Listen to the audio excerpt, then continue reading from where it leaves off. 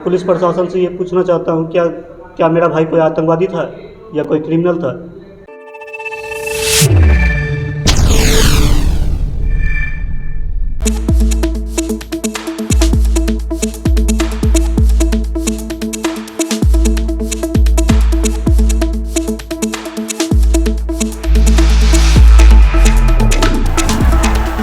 हो गया भाई, सीमांचल वालों तुम लोग का घर में निकल गया।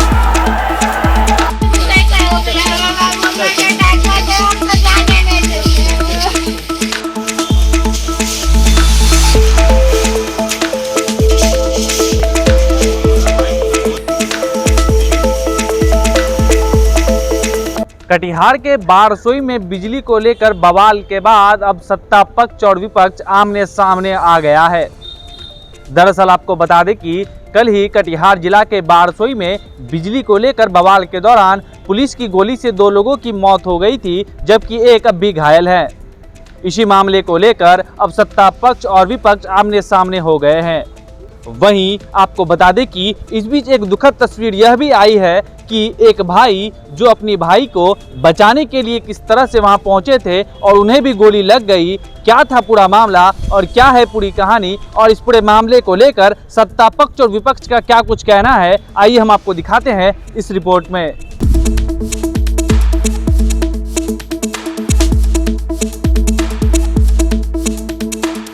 बारसोई में बिजली को लेकर बवाल पर 2 मौत और एक घायल के मामले को लेकर सत्ता पक्ष और विपक्ष अब है आमने सामने। क्या कहा कटिहार के राजनीतिक दल से जुड़े नुमाइंदों ने, देखिए इस रिपोर्ट में। कटिहार के बारसोई में बिजली को लेकर बवाल में 2 लोगों की मौत और एक व्यक्ति घायल होने के मामले को लेकर स्थानीय स्तर पर भी सभी पार्टी के प्रतिनिधियों का बयान सामने आया है। बताते चले, बारसोई मामले को लेकर अब सत्ता पक्ष और विपक्ष आमने सामने है। हालांकि सभी ने एक स्वर में घटना पर अफसोस जताते हुए अपनी अपनी प्रतिक्रिया दिया है। क्या है कांग्रेस, राजद, भाजपा और जदयू जैसे तमाम पार्टियों के प्रतिनिधियों की इस मामले को लेकर राय, देखिए इस रिपोर्ट में। Manish Kumar, public voice, Katihar.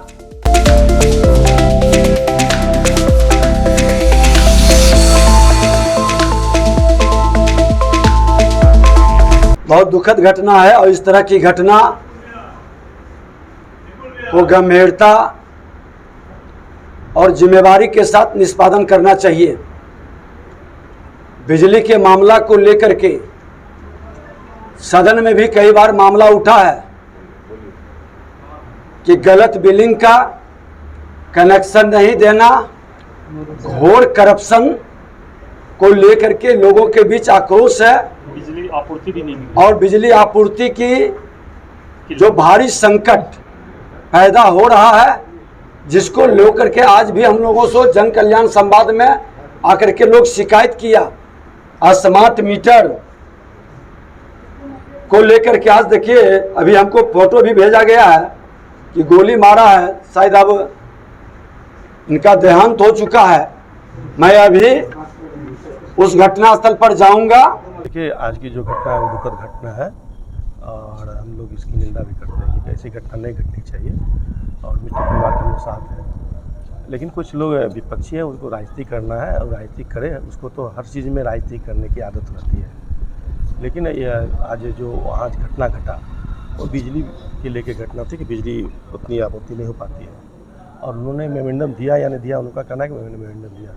और उसके बाद कुछ जो उग्र लोग थे उसके भीतर में भी कुछ पत्थरबाज घुसे होंगे, तो जिला प्रशासन के लोग अपने काम कर रहे थे। उससे आग्रह करना था कि भाई आपकी जो भी मांग है आप रखिए, उस पर फिर हम लोग बैठ के आगे कैसे इसका निदान होगा। लेकिन कुछ उपद्रवी लोग बीच में थे तो पत्थरबाजी शुरू कर दी और हो सकता है प्रोटेक्शन में इन्होंने ऐसा कुछ किया है, तो इसकी जाँच होगी और जो दोषी व्यक्ति उस पर कार्रवाई की जाएगी।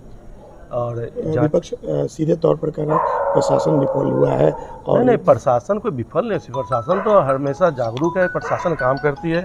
प्रशासन उस समय भी काम कर रही थी और कुछ लोग उपद्रवी हैं, कुछ लोग ऐसा हो जाते हैं लोग इसमें कि प्रशासन पर आँच आता है, लेकिन एक प्रशासन जगी हुई थी और ये जांच का विषय है, तो अब जांच होगी। ये परिवार के लिए बहुत ही दुखद बात है और हम लोग तमाम समाज के लिए भी बहुत दुखद है। और हम लोग बहुत मतलब ये समझिए कि बहुत कष्ट में हम लोग भी हैं, शाम से ही खड़े हैं। एक का पोस्टमार्टम हो रहा है, दूसरा का परिवार नहीं आया है, इंतज़ार कर रहे हैं पोस्टमार्टम करा करके इन लोगों को जब तक वापसी नहीं भेज देते हैं तो हम लोग यहीं पर हैं। आंदोलनकारी पर गोली चलाना कहाँ तक जायज़ है?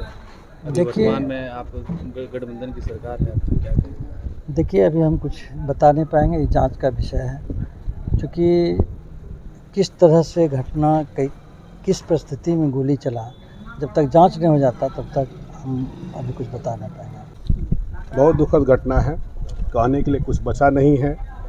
यही कहेंगे कि तंत्र फेल हो चुका है, सरकार को वापस हो जाना चाहिए, राष्ट्रपति शासन लगे। काहे की स्थिति ऐसी है कि जब भी लोग आंदोलन करने के लिए अपने मांग डिमांड को सरकार के सामने, प्रशासन के सामने रखने जाते हैं तो कभी लाठी चलाया जाता है, कभी गोली चलाया जाता है। अभी छात्रों का, टीचरों का आंदोलन हुआ पटना में, उस पर लाठी चला, भारतीय जनता पार्टी के द्वारा विरोध किया गया, उस पर लाठी चला, बड़े बड़े नेताओं को पीटा गया। आज के घटना में बिजली विभाग के विरुद्ध लोग अपना बात रख रहे थे, आंदोलन कर रहे थे। ऐसा पता चला कि उस आंदोलन के दौरान पुलिस की गोली से है।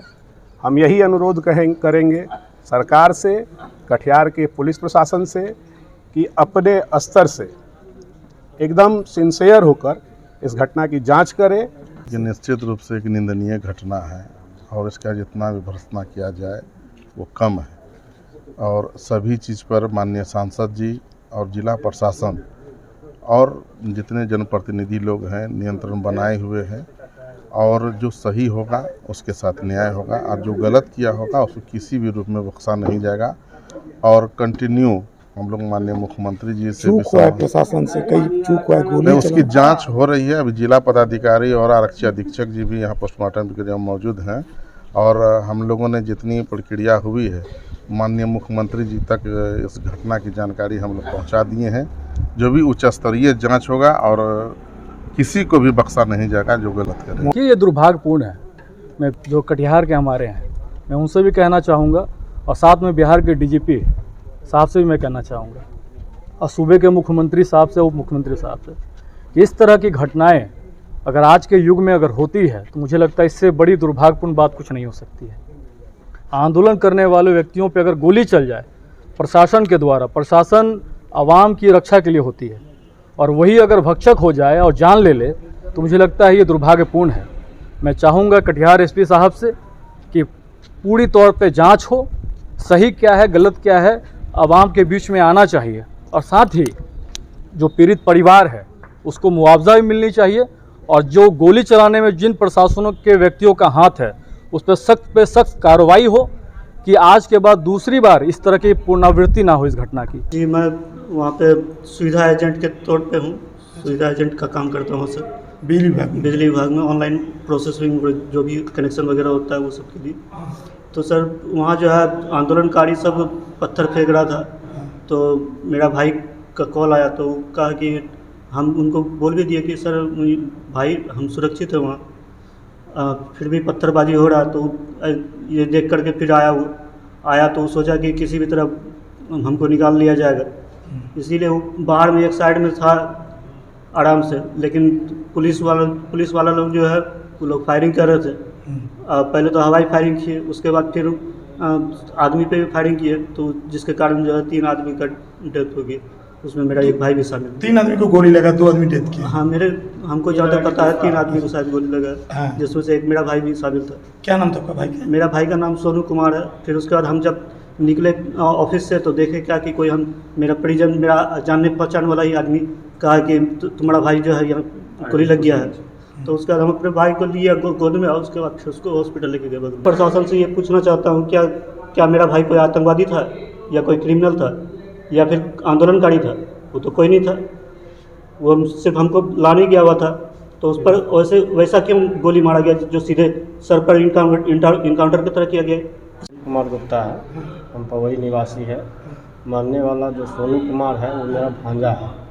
प्रशासन के द्वारा जो कार्रवाई की गई है और जो गोली फायरिंग की गई है उसमें मेरा भांजा का मृत्यु हो गया है।